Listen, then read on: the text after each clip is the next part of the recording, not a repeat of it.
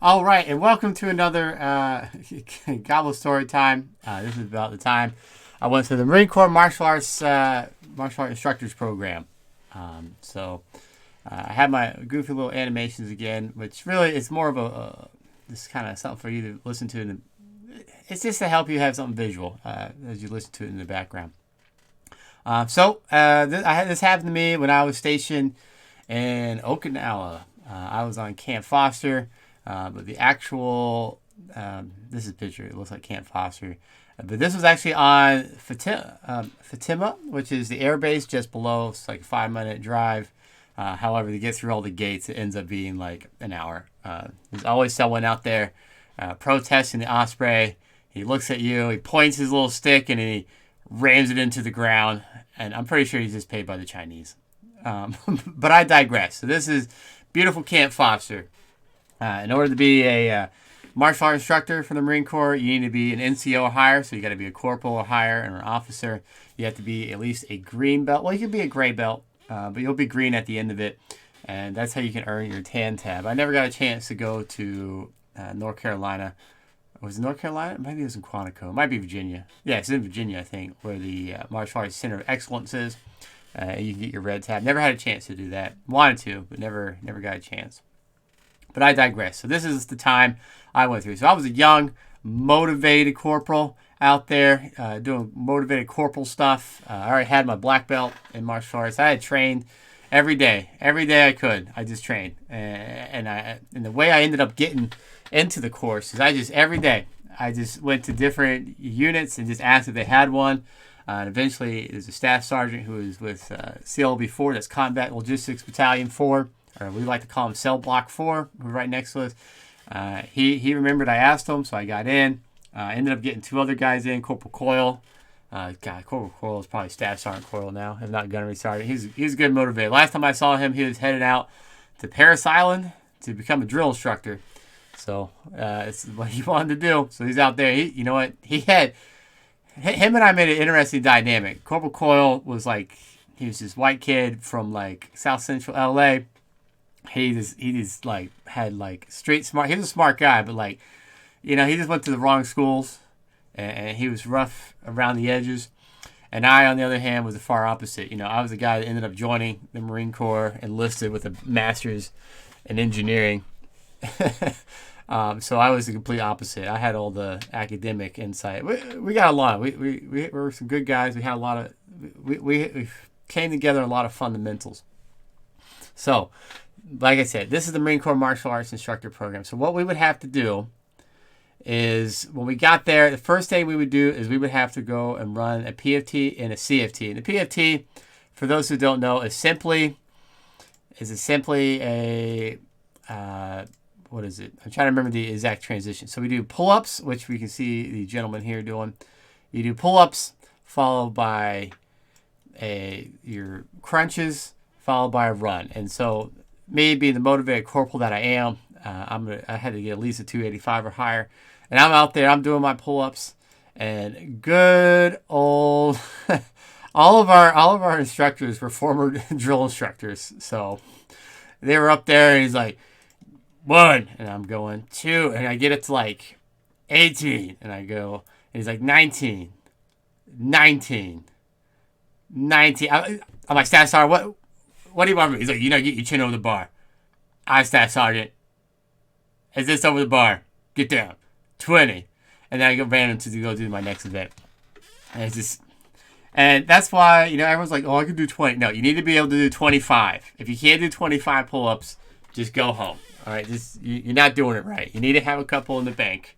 Because I was like, because this is the way I view it. All right, look at me. I'm not a bitch. I'm going to get my 20. If you can't get 20 and you're in the Marines, go home. Because you ain't trying. All right, just go home. So we finished that up. The the martial arts instructors, just sitting there looking at us, says, all right, run. And they don't care. You want to be here or not. And so I was actually the first one done, which is a little odd for me. Wasn't the fastest runner. I think my 3-mile time was something pathetic, I don't know, 20 minutes, 50 seconds. It wasn't that great in terms of running times. But we did it. And then after that, we immediately had to step into the next part, which was a CFT. Well, we didn't immediately step into it. We cleared off. We filled out a bunch of paperwork. We went through a couple classes to make sure we were there. But they didn't officially begin until we did the CFT. For those who don't know what the combat fitness test is, the combat fitness test is the other part that we have to do. And also, if you ever end up in the military, like, make sure you go 100% because a lot of people are like, oh, I don't have to go that hard. And one of the girls who was with us, she was in my unit, and guess what? She didn't run her CFT. She ended up getting this score, so she had a garbage-ass score. But it's a simple score. The first thing you do is you do half-mile sprint, fast as you can, boots and utes. Boots and utes simply being what you see the people behind me. We just go. I always end up throwing up on somebody, and that's just the way it is. My first lap I ran, and I was running around that lap. I'm like, here I go, here I go, here I go. I'm coming up. And then the instructor's like, all right, one more lap. I was like, oh, god damn it, god damn it, god damn it. And, well, I ran it.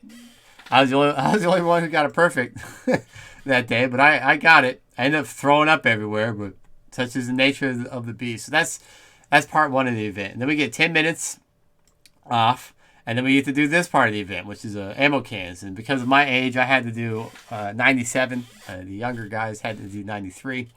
The ammo cans weigh between 30 and 40 pounds. Depends on whether it rained and how much they hate you. But you just have to press them in 2 minutes. So I did that. Then we do our low crawl and our baddie. We do the movement. It's called movement under fire, which is you low crawl, you go, you throw a grenade, you run, you pick up your buddy, you run back, you go back forward with ammo cans, you throw a grenade. It's not a live grenade.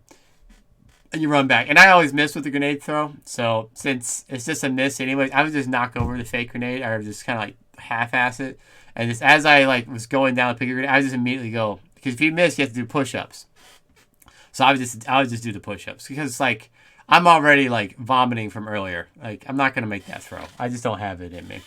So that was the simple kind of warm-up. That's how the class started. And then it went off to the rest of it. And so how the rest of our days would go is we would have a morning workout. And the morning workouts would be something like, all right, everybody get a partner. So I would get a partner, find someone your size. Well, there was my team was really small. I was one of the bigger guys at maybe 168 pounds on my team. So I ended up getting paired up with guys that were 185, 190. And the instructor's like, you want to be here? I'm like, sir, keep dragging. And you got to remember, they're yelling at us. I can't do it because I've kind of damaged my voice and the microphone will blast out. And there's this little hill on Camp Fatima, Marine Corps Air Station, Fatima, and we had to drag our partner up, go back down, carry your partner up, go back down. And we probably did that for an hour. That was the workout. Every time you get to the bottom, you would do partner squats with your buddy. And I'm like, I'm dying. And the instructors are just out there motivating you with such motivational lines like, get the fuck up there, Gobbo. And I can't do it because I'm in a small enclosed space. So he's like, get the fuck up there. Go faster. People are dying. And you're just like, sir. And you're just dragging your buddy. We don't say I, sir. You say I, staff sergeant, because we're all in the fleet now. So we wouldn't waste our time with that. So we had these three instructors. Two of them were drill instructors. One of them, I think, is a Marine security guard. I remember his job. I don't remember his name. His job was he was a gunner on attack copter. That was his primary MOS. That was what he did. He got into the attack copters and he just. The other two were logistics guys. They were motor transport. So that's how our days begin. Every day you would do something. It'd be roughly an hour, and it's always partner drill. So we would be dragging each other. We'd be doing fireman carries. Carrying your partner across. And that's how the day began. We go get breakfast. As soon as that's over, all right, welcome to the first part of the day. First lesson, we're going to fight. Because they wanted you exhausted. So you eat breakfast, you get out there. Hey, today we're doing, and we had to do each level. Level 1 is the tan belt, which is body sparring, which you can see there. And we just went to town on each other. Sometimes we wore the flak jackets. Sometimes. Not always. Sometimes we did. And then we would do the next part of the drill. So we would do that, go back into the classroom. Inside the classroom, we would have a discussion on various aspects of leadership and the training, like how to teach, how to present information. And actually, it ended up being the best leadership course I ever had. It explains everything. This is how you do things. And the reason they make us so exhausted before they start teaching, so we were every day we would do like these drills. We would grab your partner, bear crawl. We just take our partner, we bear crawl across. Now drag your partner. Now do push-ups. Now do burpees. All right. Then we would start learning. And the reason for that is because once we've been exhausted, we would now have to focus on the techniques, and we couldn't just muscle our way through. And fun fact, people are less likely to talk when you do this kind of stuff. It shuts them up.